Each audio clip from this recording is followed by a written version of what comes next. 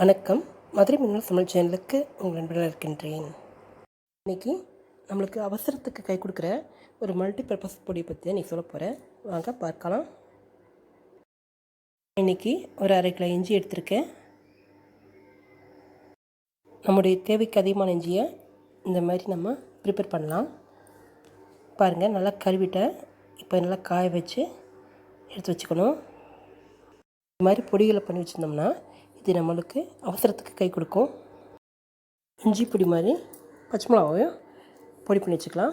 Green chilli என்ன தான் நம்ம ஸ்டோர் பண்ணாலும் அழுகி போயிடுது. நல்லா கழுவி எடுத்து வச்சுருக்கேன். நம்ம தேவைக்கு ஒரு வாரத்துக்கு தனியாக எடுத்து வச்சுட்டு மீதி இருக்க பச்சை மிளகாவை இதே மாதிரி ப்ரிப்பேர் பண்ணலாம். பச்சை மிளகா அழுகி போச்சுன்னு கீழே போடாமல் இதே மாதிரி ஸ்டோர் பண்ணலாம். பாருங்கள், இது 2 கட் பண்ணிக்கணும். நல்லா நீட்டாக பீஸாக போட்டுக்கலாம். இதே மாதிரி எல்லாத்தையும் கட் பண்ணலாம். இதே மாதிரி பொடி பண்ணும்போது இதோட கலரும் இதோட ஃப்ளேவரும் மாறாது. பாருங்கள், எல்லாத்தையும் கட் பண்ணியாச்சு. இதே மாதிரி எல்லாத்தையும் கட் பண்ணிக்கோங்க. நம்முடைய அன்றாட சமையலில் பச்சை மிளகாய் நிறைய தேவைப்படும். நம்ம இந்த மாதிரி ஸ்டோர் பண்ணி வச்சுருந்தோம்னா இது நம்மளுக்கு பல வகையில் உபயோகமாக இருக்கும். இஞ்சியை தோல் சீவி இந்த மாதிரி இது இல்லாமல் க்ளீன் எடுத்து வச்சுக்கோங்க. இஞ்சியை தோல் சீவி தான் உபயோகப்படுத்தணும். நம்ம என்ன தான் இஞ்சியை ஃப்ரிட்ஜில் ஸ்டோர் பண்ணாலும் குறிப்பிட்ட காலத்து மேலே இஞ்சி கெட்டு போயிடும். இஞ்சியில் தோலெல்லாம் சீவி எடுத்துட்டேன். இஞ்சியை இப்போது துருவியில் வச்சு சீவலாம். நைஸாக சீவிட்டால் போதும். இதே மாதிரி எல்லாத்தையுமே துருவி எடுத்துக்கலாம். பாருங்கள், இப்போ எல்லாத்தையுமே நல்லா துருவி எடுத்துருக்கேன். துருவின இஞ்சியையும் பச்சை மிளகாவையும் வெயிலில் காய வைக்கிறேன். காஞ்ச பிறகு காமிக்கிறேன். பாருங்கள், பச்சை மிளகாய் இஞ்சி ஓரளவுக்கு நல்லா காஞ்சிருக்குது. இந்த மாதிரி நம்ம பொடி பண்ணி வச்சுக்கிட்டோம்னா அவசரத்துக்கு டக்குன்னு இந்த பொடி கொஞ்சம் போட்டு எந்த டிஷ்ஷாக இருந்தாலும் நம்ம ப்ரிப்பேர் பண்ணலாம். க்ரீன் சில்லியோட ஃப்ளேவர் வேணுன்றப்ப நம்மளுக்கு இந்த மாதிரி பொடிகள் உபயோகமாக இருக்கும். பாருங்கள், இது நல்லா காஞ்சிருச்சு.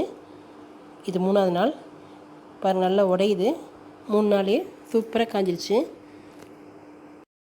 நம்முடைய உணவுக்கு க்ரீன் சில்லியோட ஃப்ளேவர் தேவைன்றப்ப இதை மாதிரி நம்ம ப்ரிப்பேர் பண்ணுற பொடி நம்மளுக்கு ரொம்ப கை கொடுக்கும்.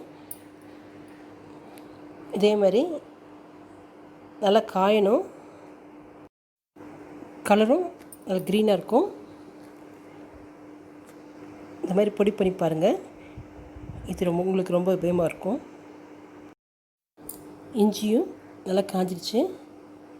பாருங்கள், நல்லா சருகாக இருக்கணும்.